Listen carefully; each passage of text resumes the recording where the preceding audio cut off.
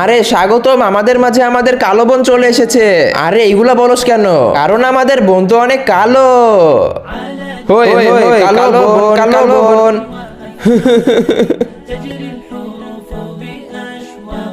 হে আল্লাহ, সবাই তো আমাকে কালো বলে ডাকে, আর কেউ আমাকে পছন্দ করে না, কিন্তু তুমি তো আমাকে পছন্দ করো। না না, আল্লাহও তোকে পছন্দ করে না।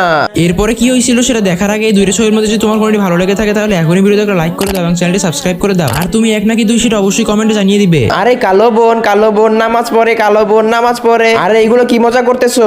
বাবা, আমি কালো বলে কি আল্লাহ আমাকে পছন্দ করে না? না মা, বিষয়টা এমন না। আমাদের মহানবী সাল্লাল্লাহু আলাইহি সাল্লাম বলেছিলেন, দুনিয়ার নেকি এবং তোকাদার তো জান্নাতের হুরের থেকেও বড়।